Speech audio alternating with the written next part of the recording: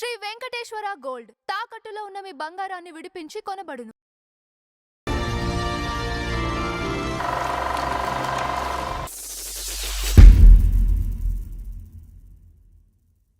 నమస్కారం నంద హరిచంద్రరావు గారు. నమస్కారం అంజబాబు స్వామి గారు. సో ఈ రోజు మన ఫ్లాష్ బ్యాక్ లో అండి మెగాస్టార్ చిరంజీవి గారు ఉన్నారు కదా. చాలా ఉంది కదా, ఆయన చెప్పాల్సింది. ఓకే, చెప్తాను. ఆయన గురించి కాదండి, వాళ్ళ రూమ్మేట్ గురించి మాట్లాడుకుందాం.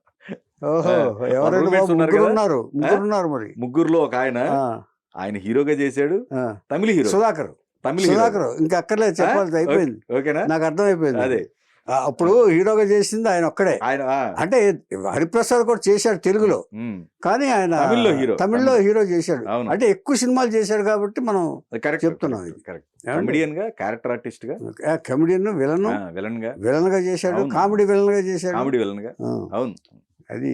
తర్వాత తెలుగులో డిఫరెంట్ మాడ్యులేషన్ ఉన్న ఆర్టిస్ట్ అతను ఒకడు. ఈ తమిళ్లో మొత్తం సినిమాలు ఎన్ని ఉండొచ్చు అండి? మొత్తం 50 సినిమాలు చేశాడు. ఓకే, 50 సినిమాల్లో 35 సినిమాలు హిట్ హీరోగా. రజనీకాంత్ తోటి చేశాడు, కమల్ హాసన్ తోటి చేశాడు. వాళ్ళ కాంపిటీషన్ అయ్యాడు. ఓకే ఓకే, అసలు అంత లైఫ్ అంటే ఒకటండి, తెలుగు వాళ్ళని అంత ఇదిగా ఇప్పుడు మనం బాలీవుడ్ ఎలాగైతే మన వాళ్ళని తెలుగు వాళ్ళని అంత ఇదిగా ఎదగనివ్వదు, అలాగే తమిళనాడులో కూడా అది ఉంది మనకి. కానీ అదే ట్రాక్ రికార్డు ఈ మన తెలుగు ఇండస్ట్రీలో ఉన్నట్టయితే సుధాకర్ గారికి వేరే రకంగా ఉండేది కదా. వేరే రకం ఎవరు పనికొచ్చేవాడు కాదు కదా. ఇంకొక విషయం చెప్తాను మీకు. చెప్పినప్పుడు చిరంజీవికి ఫస్ట్ ఛాన్స్ వచ్చేట్టు చేసింది సుధాకర్. అది నేను దీంట్లో చెప్తాను. ఓకే ఓకే, ఏమండి విషయంలో చెప్తాను నేను. చిరంజీవి కంటే సీనియర్ ఇన్స్టిట్యూట్లో ఒక మంచి హీరో క్యాండిడేట్ ఆయన.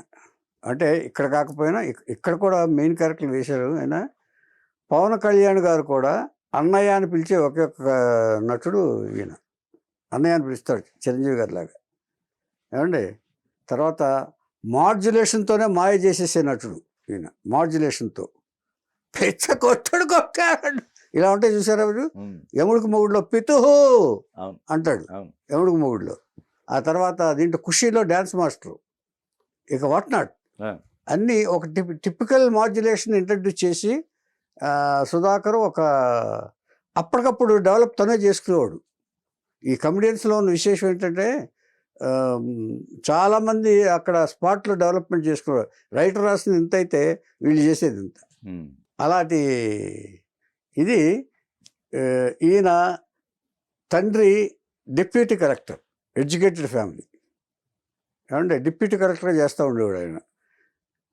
7 సంతానంలో ఆఖరివాడు ఈయన, 7వ. 7 సంతానం మొత్తం ఆయనకి. 7 మగపిల్లలే, నో ఆడపిల్లల్స్.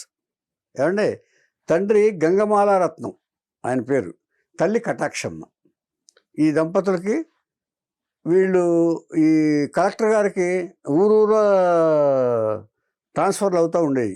గంగమాలారత్నం గారికి, డిప్యూటీ కలెక్టర్ గారికి ఆ ఊరు ట్రాన్స్ఫర్ అవుతుండగా కోయిలకుంట్ల అనే ఊళ్ళో ఈయన జన్మించాడు. సుధాకర్ అప్పుడు జన్మించాడు ఆయన 1959లో కోయిలకుంటలో. 7వ ఈయన.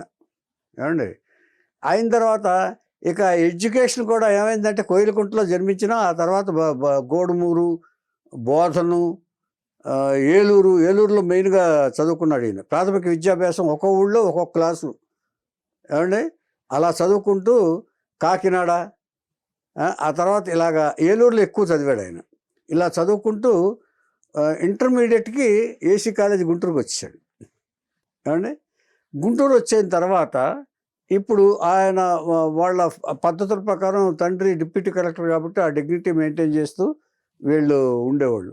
దాదాపుగా 5-6 ఊళ్ళు తిరిగి ఈ క్లాసులను చదివాడు ఆయన.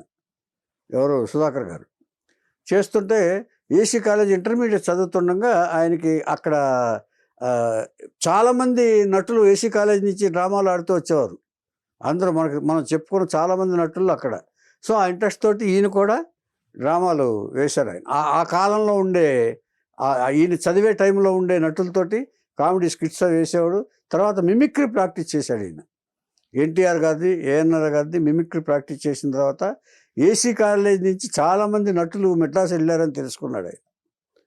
చాలామంది మన వీళ్ళ ఆర్టిస్టులు చాలామంది జగ్గయ్య గారు కానివ్వండి, అందరూ ఎన్టీఆర్ గారు అందరూ వెళ్ళారని తెలుసుకున్న తర్వాత ఈయనకి కూడా కొంచెం ఇంట్రెస్ట్ కలిగింది. డిగ్రీ ఫస్ట్ ఇయర్లో ఉండగానే దీనికి వెళ్ళాలని ఇది ఇంట్రెస్ట్ పెరిగిపోయింది. పెరిగిపోయిన తర్వాత తండ్రితో చెప్పాడు, no cinema, no acting, go to college, అంతే, చదువైన తర్వాతే అని స్ట్రిక్ట్గా చెప్పాడు ఆయన. డిప్యూటీ కలెక్టర్ కదా, స్ట్రిక్ట్గా చెప్పాడు. ఇక ఇలా లాభం లేదు కానీ ఆయుధం ఉంది కదా తల్లి దగ్గర, కటాక్షమ్మ గారి దగ్గరికి వెళ్ళి కటాక్షం తల్లి అన్నాడు ఆయన. ఆవిడ పేరు కటాక్షమ్మ, చెప్పాను కదా. వెళ్ళిన తర్వాత పోన్లేండి చదువుదే ఉంది, వచ్చాకని కొన్నాళ్ళు చదివిన తర్వాత పోనీ నెక్స్ట్ ఇయర్ చదువుతాడులేండి, వయసు ఏమైతే అయిపోయిందని వీడికి, చదువు బాగానే ఇంతవరకు కంటిన్యూస్గా చదివాడు కదా అని కన్విన్స్ చేసి తండ్రిని, ఇప్పుడు మీరు ఒప్పుకోలేదనుకోండి ఈ పిచ్చితోటి ఉంటాడు, చదువు పాడవుతుంది, అది పాడవుతుంది, అటు దాంట్లోకి వెళ్ళలేక దీంట్లోకి వెళ్ళాక నలిగిపోతాడు బిడ్డ, అందుకని వెళ్ళనివ్వండి అని అన్నారు. బికాస్ ఎందుకంటే 6 కుర్రాళ్ళు ఉన్న ఇంకా బాధ్యతలు ఉన్నాయి కదా వాళ్ళకి, ఈ ఒక్కడే అయితే పోనీ ఇంకా కట్టడి చేసి ఉంచేవాళ్ళేమో కాదు, ఇంకా 6 బాధ్యత కూడా చదువుకుంటున్నారు కదా వాళ్ళు, అందుకని ఈయన వదిలేశారు. వదిలేసి మెడ్రాస్ వెళ్ళమన్నారు. వెళ్ళి జాగ్రత్తగా చేసుకోమన్నారు. వెళ్ళాడు. వెళ్ళి రూమ్ తీసుకుని ఎక్కడో ఇక ఆఫీసులు తిరగటం మొదలుపెట్టాడు. ఎక్కడ స్టూడియోలు అంటే ముందు ఎలా ఉంటుందంటే మెడ్రాస్ వెళ్ళిన కొత్తలో స్టూడియోలు చూసేద్దాం, షూటింగ్లు చూసేద్దామనే ఉంటుంది, ప్రయత్నాలు ఉండవు. మెడ్రాస్ ముందు అది తీర్చుకోవాలి ఫస్ట్, ఎవరైనా సరే, సైకాలజీ అది ఎవరికైనా సరే. వెళ్ళిన తర్వాత స్టూడియోలు వెళ్తున్నాడు, ఎవరి సలహాలు తీసుకుంటున్నాడు, ఆఫీసులకు వెళ్తున్నాడు, ఎవరో ఇద్దేది. ఒకసారి ఏవిఎం స్టూడియోకి వెళ్ళాడు ఆయన. ఏవిఎం స్టూడియోకి అట్లా అంటే ఫ్రంట్ ఆఫీస్ వరకు ఈజీగా వెళ్ళిపోవచ్చు, ఆ తర్వాత రానివారు. కానీ ఆ గ్లోబ్ ఉంటుంది చూసారా, ఆ గ్లోబ్ దగ్గర నుంచి కొంత దూరం వెళ్ళొచ్చు ఎవరైనా సరే, పబ్లిక్ కూడా వెళ్ళొచ్చు. అక్కడికి వెళ్ళిన తర్వాత ఒక షూటింగ్ మేనేజర్ తగిలాడు ఆయన. వెళ్ళిన తర్వాత నాకు వేషం ఏమన్నా ఇప్పిస్తారా అని అడిగితే, యాక్ట్ చేస్తావా అన్నాడు. యాక్ట్ చేస్తాను సార్. ఏం చేసావు అన్నాడు. అంటే ఏం చేయలేదు సార్, అక్కడ నాటకాలు వేసాను కాలేజీలో సార్. అది చాలదు ఆయన, పోనీ ప్రూఫ్ ఏమైనా ఉందా, నువ్వు నాటకాలు వేసినట్టు ఫోటోలు గిట్టోలు ఏమైనా ఉన్నాయా అన్నాడు. కాదు సార్ నేను చేశాను కానీ ఫోటోలు ఏమి తెచ్చుకోలేదు సార్ అన్నాడు. అది చాలదు ఆయన, నీకు సినిమాకంటూ ఒక ప్రత్యేక ప్రక్రియ ఉంది, దాన్ని నేర్చుకోవాలి. అప్పట్లో అది సీరియస్గా తీసుకునేవాళ్ళు అనుకుంటా, ఇప్పుడైతే ఎవరు పడితే వాళ్ళు వచ్చేస్తున్నారు. కానీ అప్పట్లో ఆయన ఏం సలహా ఇచ్చాడంటే, చాలామంది ముందు ఇన్స్టిట్యూట్లో అసలు వాట్ ఈజ్ సినిమాలో ఎలా నటించాలనేది తెలుసుకుని వస్తే నీకు అవకాశాలు బాగా వస్తాయా. ఏం చేద్దంటే ఒక సర్టిఫికెట్ లాగా అది. ఇన్స్టిట్యూట్ లేదా నాటక రంగం? నాటక రంగం కంటే ఇన్స్టిట్యూట్లో చెప్పారు అప్పుడు. నాటకాల్లోంచి, ఇప్పుడు నాటకాల్లోంచి అంటే అప్పుడు పౌరాణికాల్లో ఓకే, నాటకాల రంగం నుంచి.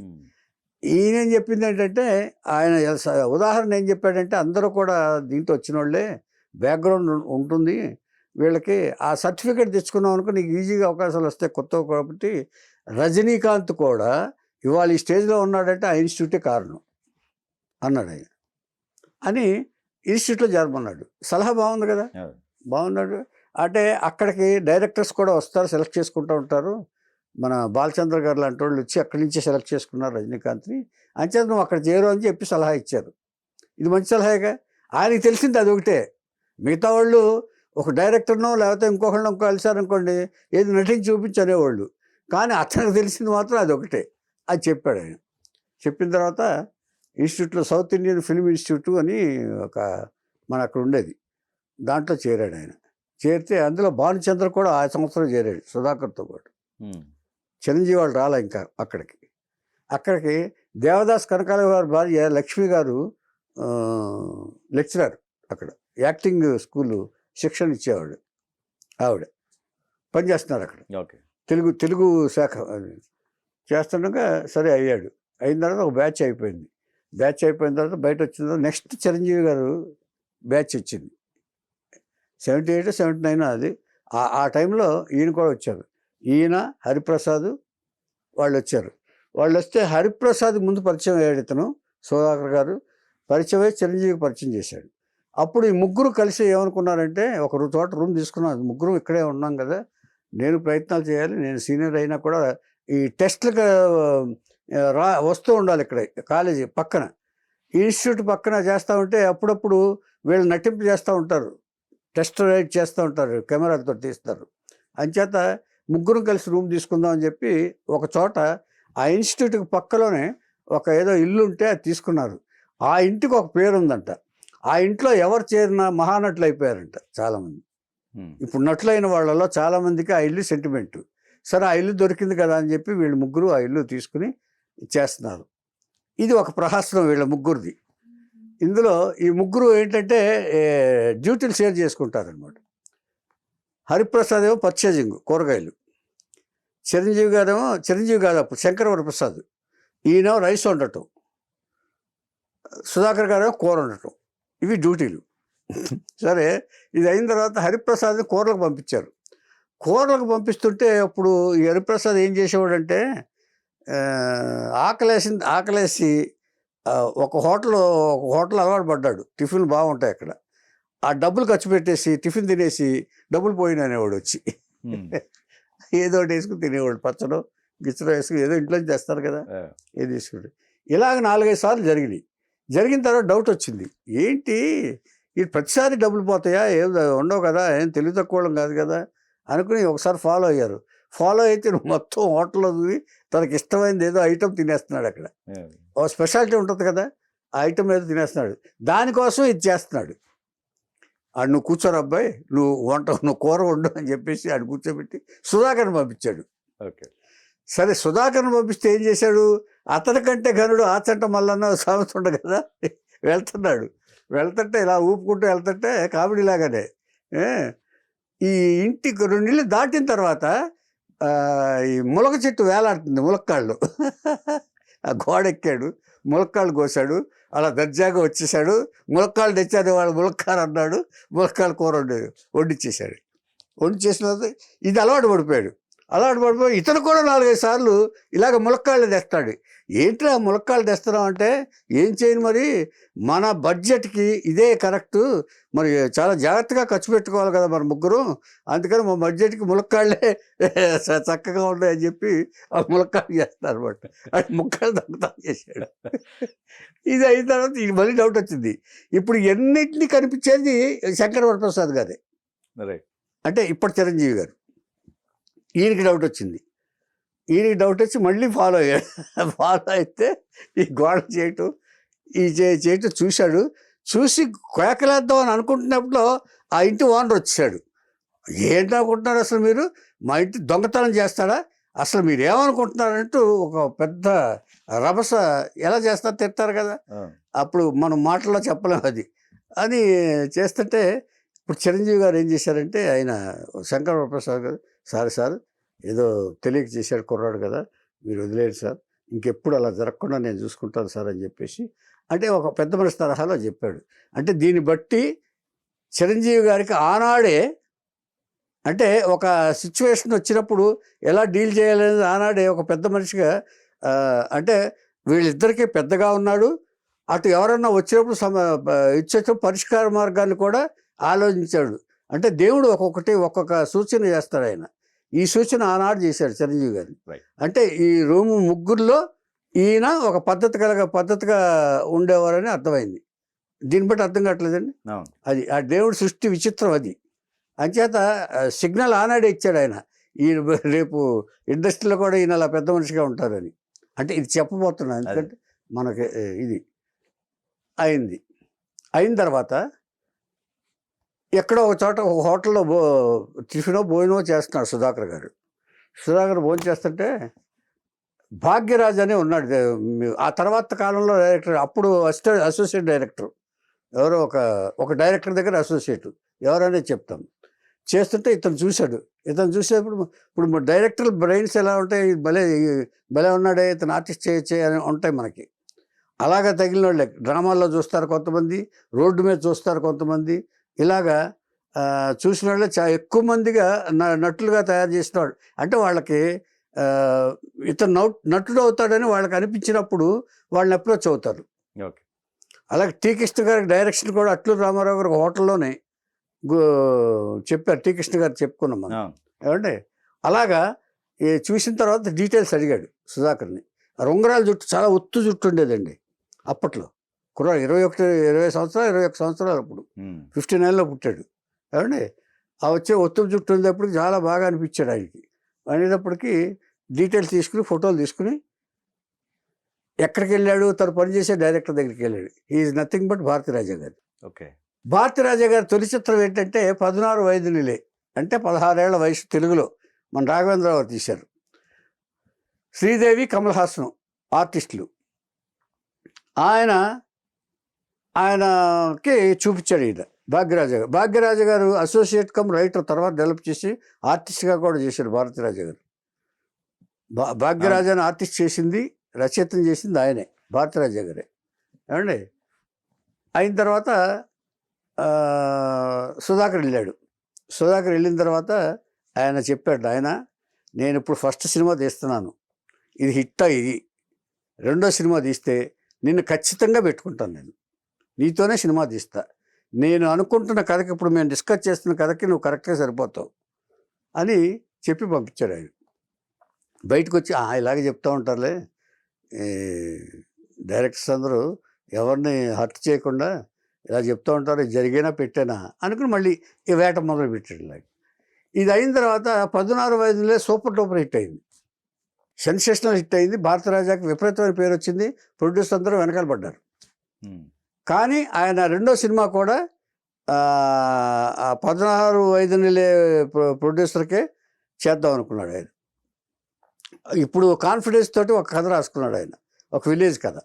ఆ విలేజ్కి ఒక అమ్మాయి కావాలి, ఒక పల్లెటూరి వేషానికి అమ్మాయి కావాలి.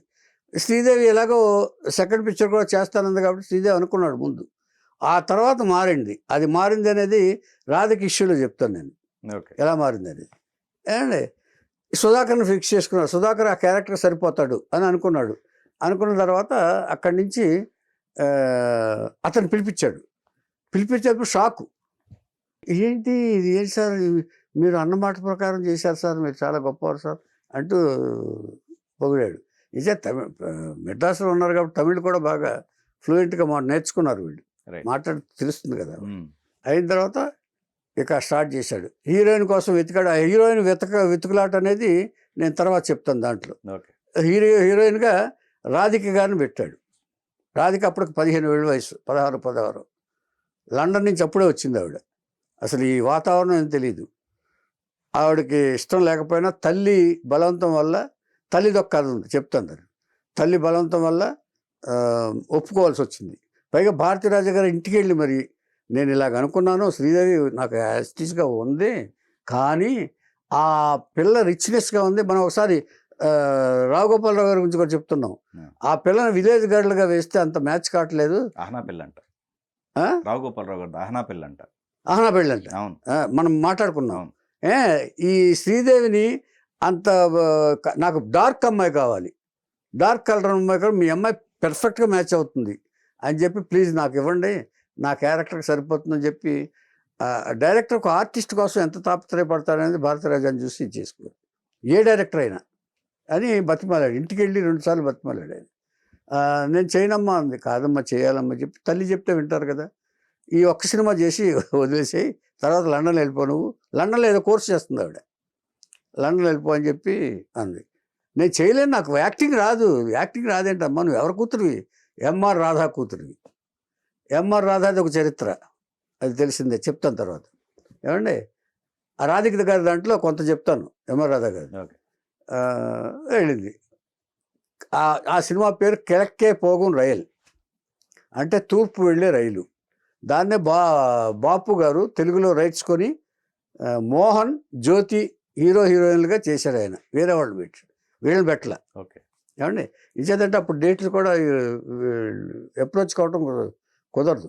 బాపు గారికి కూడా ఎవరు దొరికితే వాళ్ళతో చేసేవాళ్ళు.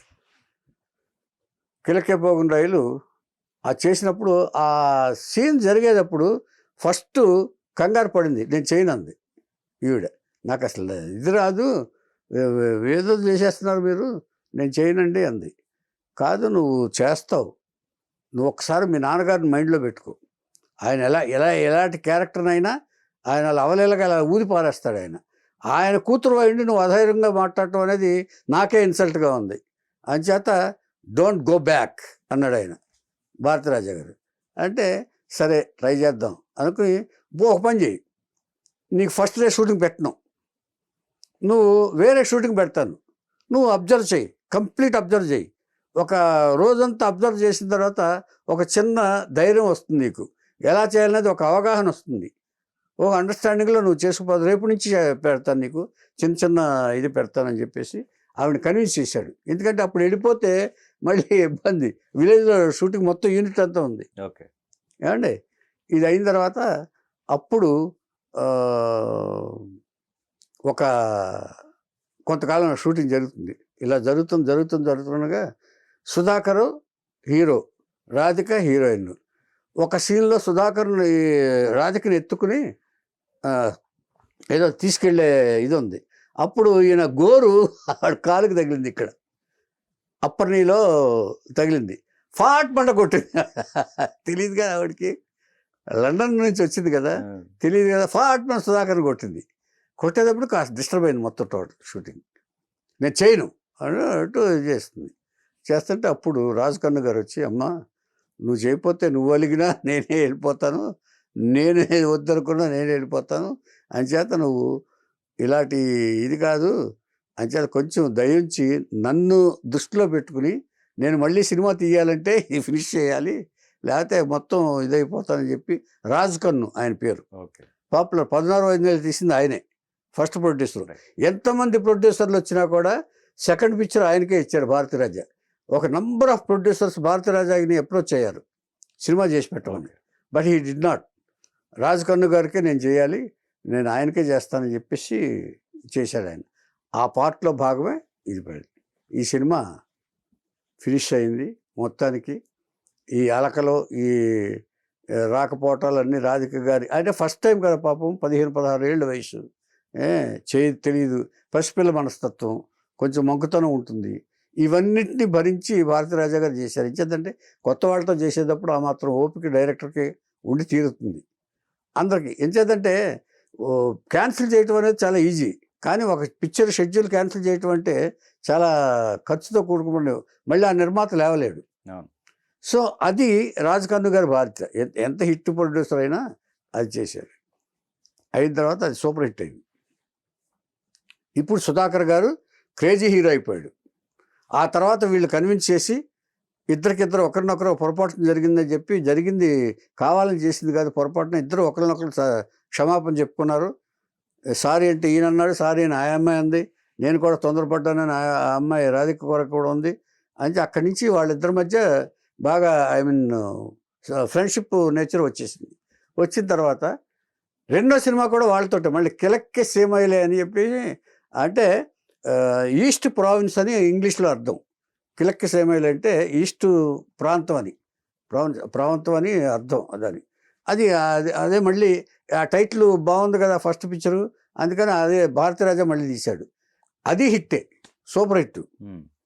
ఇక వరుస సినిమాలు వీళ్ళిద్దరి మీద కాంబినేషన్లో వరుస సినిమాలు వచ్చేసి సుధాకర్ క్రేజీ హీరో అయిపోయాడు. రజనీకాంత్, కమల్ హాసన్ వాళ్ళతో సమానంగా వాళ్ళకి ఇదిగా ఆల్టర్నేటివ్ హీరో అయిపోయాడు ఈయన, మూడో హీరో అప్పుడు. ఏమండి, ఇది అయిన తర్వాత ఈ సినిమాలు వరుసగా చేస్తున్నాడు. దాదాపుగా వీళ్ళిద్దరు కాంబినేషన్లో, క్రేజీ కాంబినేషన్లో 18 సినిమాలు చేస్తే 16 హిట్లు అండి, సూపర్ డూపర్ హిట్లు. వీళ్ళిద్దరు కాంబినేషన్ రాధికాను సుధాకర్ ఓన్లీ. హీరోగా చాలా చేశాడు ఆయన.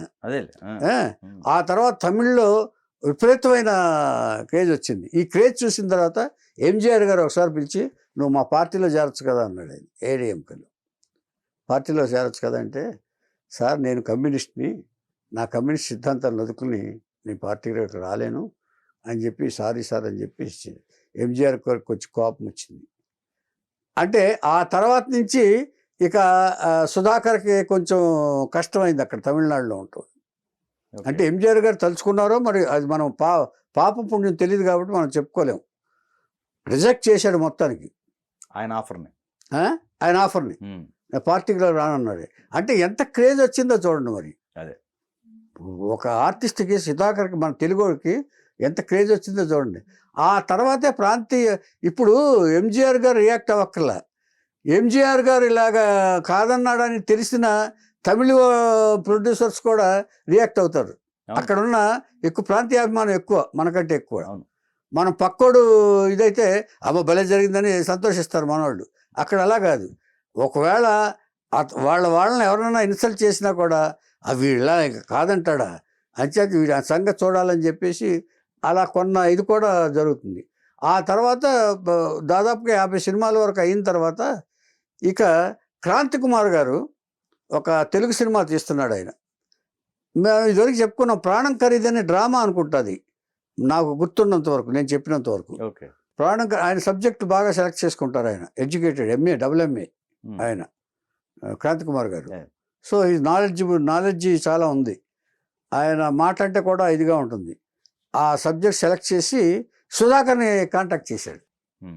మన తెలుగుడే కాబట్టి సుధాకర్ని కాంటాక్ట్ చేశాడు. మా పిక్చర్ డేట్స్ కావాలన్నాడు. అప్పుడు సుధాకర్ ఏమన్నాడంటే, సార్ నేను ఇప్పుడు చాలా తమిళ్లో భారతీరాజా గారి ఆధ్వర్యంలో చాలా సినిమాలు చేస్తున్నాను, బిజీగా ఉన్నాను సార్. ఇప్పుడు వచ్చానంటే టోటల్గా డిస్టర్బ్ అయిపోతుంది నా కేరు. మీకు ఇంకొకరిని పరిచయం చేస్తాను నేను, శంకర్ వరప్రసాద్ అని నా రూమ్మేట్ ఉన్నాడు, ఆయన చూడండి, ఆయన పెర్ఫెక్ట్గా సరిపోతాడు.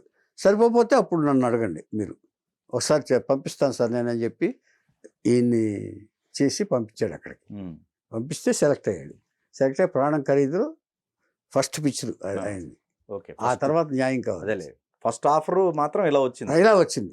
ఓకే, సుధాకర్ గారు రికమెండేషన్ అది ఎవరికి బయటికి రాలేదు ఇంతవరకు. ఊరికే నాకు ఉన్న సోర్స్ని బట్టి చెప్తున్నాను. అంచేత నిష్ఠురాలు మనకి తెలియదు. నాకు కరెక్ట్గా తెలిసిన ప్రకారం నేను చెప్తున్నాను. క్రాంతి కుమార్ గారు సుధాకర్ని అడిగిన మాట వాస్తవం. ఆయన తన ఫ్రెండ్ గురించి చెప్పడం కూడా వాస్తవమే. ఏమండి ఇలాగైనప్పుడు అలాగే మా గురువు గారు కూడా శివరంజని సినిమాకి ముగ్గురిని రమ్మన్నాడు. ఆయన ముగ్గురు రమ్మంటే సుధాకర్ రాలేదు. చిరంజీవి గారు అప్పుడే ఊరు వెళ్ళాడు ఆయన. ఆ తర్వాత హరిప్రసాద్ వచ్చాడు. హరిప్రసాద్ ఫాలో అవటం వల్ల హరిప్రసాద్ సెలెక్ట్ అయ్యాడు. లేకపోతే అసలు చిరంజీవి అక్కడికి వచ్చేవాడు ఆయన శివరంజనికి. ఇప్పుడు కొంతకాలం తర్వాత, ఇప్పుడు నేను చెప్పాను కదా ఇందాక, ఈ రాజకీయాలు జరిగిన తర్వాత ఇక అక్కడ కొంత తేడా కనిపించింది. ఇప్పుడు రాధిక కూడా వేళాకోళం చేసేదంట సుధాకర్ గారిని. ఏది గొల్టి అని. గొల్టి అంటే గోంగూర, కరెక్ట్ తెలుగు అని అర్థం. తమిళనాడులో ట్రోలింగ్ అనమాట అది, ఒక రకంగా చెప్పాలంటే. ఏమండి కొంచెం అల్లరిగా చేసేది ఆవిడ, బాగా ఎంఆర్ రాధా గారి కూతురు కదా. అలాగే అయిన తర్వాత ఇక తమిళనాడులోంచి 50 సినిమాలు అయిపోయిన తర్వాత ఇప్పుడు ఇక వెతుక్కోవాల్సిన పరిస్థితి వచ్చింది. వెతుక్కోకుండానే ఒక అవకాశం వచ్చింది ఎప్పుడు తెలుగు కళ్యాణ తాంబూలం అనే ఒక పిక్చర్, సృష్టి రహస్యాలు, ఇలాగా అక్కడక్కడ అవకాశాలు వస్తున్నాయి ఈయనకి. తర్వాత చిరంజీవి గారు ఇక్కడ సూపర్ స్టార్, మెగాస్టార్ అయిపోయాడు ఆయన. అంచేత ఇక తనకు లాభం లేదనుకుని ఒక ఐడియాకి వచ్చేసి ఇక షిఫ్ట్ అయిపోయాడు. ఇంచేతంటే అక్కడ ఇక రజనీకాంత్, కమల్ హాసన్ వాళ్ళ ప్రభావం వాళ్ళ పెరిగిపోతుంది. అక్కడ ఆ హీరోలు ఇది పెరిగిపోతుంది. ఇక్కడ ఇతను 50 సినిమాలు చేయటమే గొప్ప అక్కడ. ఏమండి దగ్గుబాటు రాజాని కూడా అలాగే పంపించేశారు. దగ్గుబాటు రాజా కూడా తమిళ్లో హీరో. అతను కూడా ఏదో చిన్న కొత్త సినిమాలు తప్ప, కొత్త ఆర్టిస్టులు, కొత్త నిర్మాతలు, కొత్త దర్శకుల సినిమాలు తప్ప మిగతాది అంత ఎత్తుని ఆ రేంజ్కి రానివారు. వచ్చేటప్పటికి ఈయన తెలుగునాడుకు వచ్చేసాడు. వచ్చేసి ఈయన సపోర్ట్ ఉంది కదా, ఇక అక్కడి నుంచి ఒక్కొక్కరితో సినిమాలు చేయటం మొదలుపెట్టాడు. ఈయన మాడ్యులేషన్ ఖుషి, ఫస్ట్ ఖుషీలో డ్యాన్స్ మాస్టరు. ఆ మాడ్యులేషన్ డ్యాన్స్ ఇదంటారు చూసారా, అక్కడి నుంచి క్యారెక్టర్ ఆర్టిస్ట్. ఇంకా ఇక్కడి నుంచి హీరో కాదు, హీరోగా ఎవరు చేయలే. తెలుగులో వచ్చేటప్పుడు క్యారెక్టర్ ఆర్టిస్ట్. అంటే చిరంజీవి గారు కూడా సలహా ఇచ్చారు, ఇక అక్కడిలాగా కాదు, నువ్వు నీ ఇది ఇచ్చేసుకోవాలని చెప్పేసి. ఆయన ఎప్పుడు కూడా సహృదయంతోనే ఇచ్చేశారని ఆయన చెప్తాడు. ఆయన సుధాకర్ గారికి సపోర్ట్ కూడా చేశారంట. ఆయన నువ్వు వచ్చేసాయి, మేమందరం ఉన్నాం కదా అని. అందరితోటి బాలకృష్ణతో జన్మభూమి ఇచ్చా, తర్వాత కృష్ణ గారితో కలవారి సంసారం, ఇట్లాగా చిరంజీవి గారితో ఏమో ఊరికిచ్చిన మాట, బాలయ్య గారిది ఊరికిచ్చిన మాట, ఇట్లా స్టార్ట్ చేసి సినిమాలు వరుసగా చేశారు. వరుసగా సినిమాలు చేస్తున్నారు. వెంకటేష్ గారితో సినిమాలు చేస్తున్నారు, జగపతి బాబుతో సినిమాలు చేస్తున్నారు. ఇక ఈ కంప్లీట్ ఈ ఈ ట్రాక్లోకి పడిపోయాడు ఆయన. ఆయన పెద్ద కొట్టాడట చూసారా? అహో ఆయన ఒక మాట వాయిస్ని ఇచ్చేసేస్తాడు ఆయన. గుర్తుందా? Typical modulation. అది మనం వాళ్ళు చూసుకుంటే తెలుస్తుంది. ఇది అయిన తర్వాత వీళ్ళకి ఏమనిపించిందంటే ఈయనకి సొంతంగా సినిమా తీయాలనిపించింది. హరిప్రసాద్, అప్పుడు హరిప్రసాద్ శివరంజన్ చేసిన తర్వాత అలా ఎస్టాబ్లిష్ అయి ఉన్నాడు. హరిప్రసాద్, ఈయన, నారాయణరావు గారు ముగ్గురు ఫ్రెండ్స్ డైనమిక్ ప్రొడక్షన్స్ అని చెప్పి ఒక ప్రొడక్షన్స్ కంపెనీ స్టార్ట్ చేశారు. స్టార్ట్ చేసిన తర్వాత యముడికి మొగుడు అనే సినిమా స్టార్ట్ చేశారు. యముడికి మొగుడు చిరంజీవి హీరో. చిరంజీవి డేట్స్ ఇచ్చాడు వీళ్ళ ముగ్గురికి. అంటే ఎంత ఇచ్చినా డేట్స్ ఇచ్చారు ఫ్రెండ్స్ కోసం. అది super duper hit, super collection. దాదాపు అప్పట్లోనే 6 కోట్లు దాదాపు కలెక్ట్ చేసింది. రికార్డ్ కలెక్షన్స్ అప్పట్లో. హ్యాపీ. కానీ ఈ సుధాకర్ మళ్ళీ చిరంజీవి గారు వెంటనే డేట్స్ ఇవ్వడం అనేది కష్టం. ఎలాగైనా అప్పుడు టాప్ స్టార్ అయిపోయిన తర్వాత ఫ్రెండ్స్ కోసమే డేట్స్ ఇవ్వటం అనేది కొంచెం ప్రాక్టికల్గా ఇబ్బందికరమైంది. అందుకని సుధాకర్ ఏం చేశాడంటే వేరే బ్యానర్ పెట్టి తాతయ్య లేని మనవడి శోభనం ఏదో ఉంది, తాతయ్య పెళ్ళి మనవడి శోభనం అంటూ ఏదో ఒక టైటిల్తో అదొకటి తీశాడు ఆయన. తర్వాత రేలంగి నరసింహరావు దాంట్లో పరుగో పరుగు రాజేంద్ర ప్రసాద్ తోటి పరుగో పరుగో అనే సినిమా తీశాడు. ఈ సినిమా తీశాడు. మొత్తం సుధాకర్ ఇండిపెండెంట్గా తీసింది ఈ రెండే. మిగతా వాళ్ళు పార్ట్నర్స్ కాదు. ఫ్రెండ్స్తో తీసింది అది ఒకటే చిరంజీవి గారితో. ఆ తర్వాత ఈయన సెపరేట్ బ్యానర్ పెట్టుకున్నాడు ఈయన. కానీ అదే సక్సెస్. అది సూపర్ హిట్. అది అలాగా కూడా పర్లేదండి. పరుగో పరుగో ఉంది. రేలంగేశ్వర సినిమా కరెక్ట్గా ఉంది. అది బాగా సినిమా పోయి కామెడీ. ఫస్ట్ సినిమా పోయి ఆ తాత ఏమండి ఇలాగా తెలుగులోకి అందరు హీరోలతో చేస్తున్న మొదలు పెట్టాడు ఆయన. ఇక వెంకటేష్ తోటి ఏ సినిమా తీసుకోండి సుధాకర్ గారి క్యారెక్టరు చాలా ఉంది. కృష్ణ గారితో, కృష్ణరాజు గారితో అందరితోటి చేయటం మొదలుపెట్టాడు. ఇలా అడుగుతున్న పరిస్థితుల్లో ఈయన హెవీగా పనిచేయటం వల్ల లేకపోతే ఇంకో దాని వల్ల ఏమిటో కానీ 2010వ సంవత్సరం వచ్చేటప్పటికి బాడీలో ఇన్ఫెక్షన్ స్టార్ట్ అయిందని తెలిసింది. మాటికి పడిపోవటం, అలాగా ఈ తలతిరిగి పడిపోవటం, అది ఆ సూచనలు కనిపించినాయి. హెవీ వర్క్ వల్ల కావచ్చు, దీనివల్ల కావచ్చు, ఏదన్నా కావచ్చు. తర్వాత ఈ పర్సనల్ విషయానికి వస్తే ఆవిడకి లక్ష్మీ కుమార్ అనే ఆవిడతో పెళ్ళయింది. 10 సంవత్సరాల వరకు పిల్లలు పుట్టల. 10 సంవత్సరాల తర్వాత ఒక కొడుకు పుట్టాడు. అతని పేరు బెన్నీ పెట్టాడు. 10 years వరకు లేరు పిల్లలు. 10 years వరకు పిల్లలు లేరు పెళ్ళయిన తర్వాత. ఏమండి ఇప్పుడు అతను ఆర్టిస్ట్గా ట్రై చేస్తున్నాడు ఆయన. బెన్నీ అని బాగుంటాడు, కుర్రాడు బాగుంటాడు. తండ్రి రూపురేఖలన్నీ పుడికి పుచ్చుకున్నాడు. కుర్రాడు కూడా బాగుంటాడు. అందరూ చిరంజీవి గారు వాళ్ళందరూ హెల్ప్ చేస్తానని చెప్పారు. ఆ సూచనలు కూడా ఇచ్చారంట అతనికి. అవన్నీ ఇచ్చారు.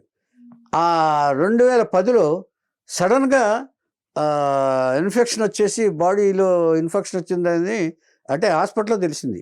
కేర్ హాస్పిటల్ ఏదో అనీజీగా ఉంటే కేర్ హాస్పిటల్కి తీసుకెళ్ళారు.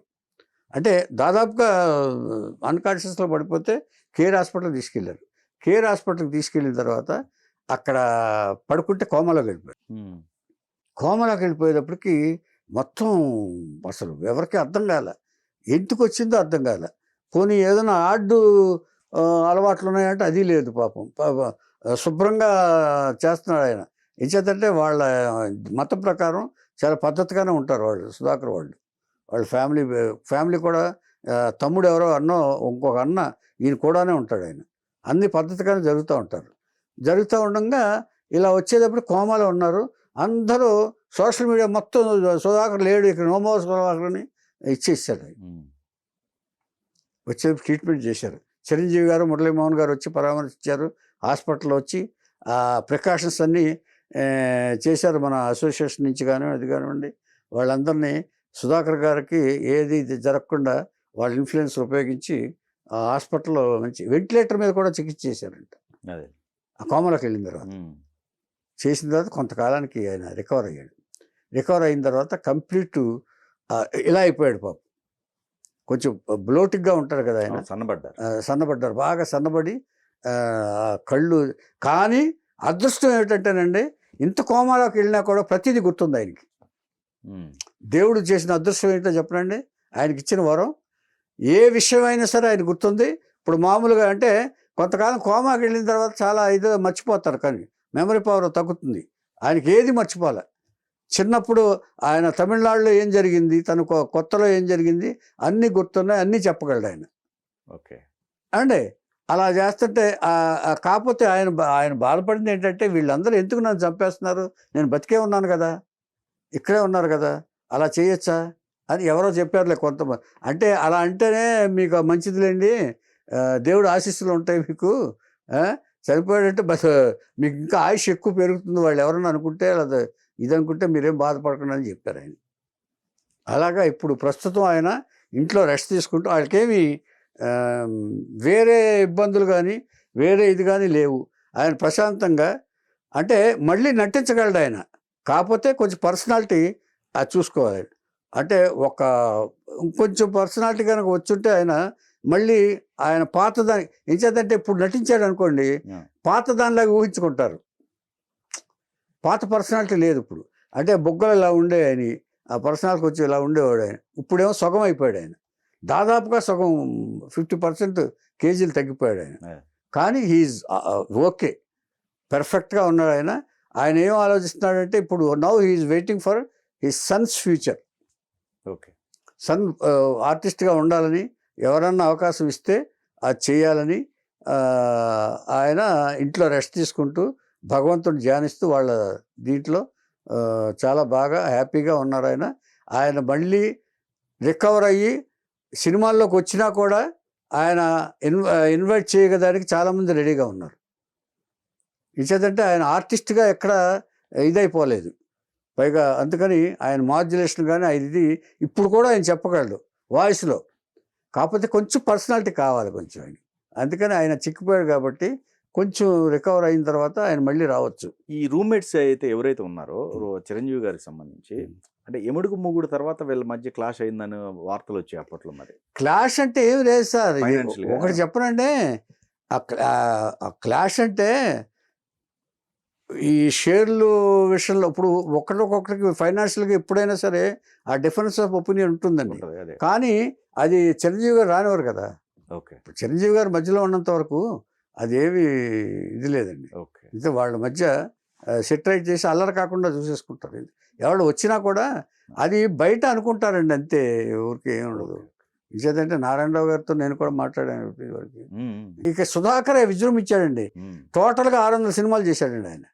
ఆయన ఏంటంటే తెలుగులోనే దాదాపుగా 500 సినిమాలు చేశాడు. దాన్ని బట్టి మీరు ఊహించుకోండి, ప్రతి హీరో ఏ హీరో పక్కనైనా సుధాకర్ లేని సినిమా లేదు. అది ఎస్పెషల్ ఆయన మాడ్యులేషన్, అదే రైట్, ఇది అంటారు చూసారా. అంటే మనం చేస్తే దాన్ని చెడగొట్టకూడదు, అందుకని చెప్పట్లే నేను. అంటే సుధాకర్ గారు హ్యాపీగా ఉన్నారు. ఆయన 10 కాలాల పాటు అలాగే ఉండి మళ్ళీ యాక్షన్లోకి రావాలని మనం కోరుకుందాం.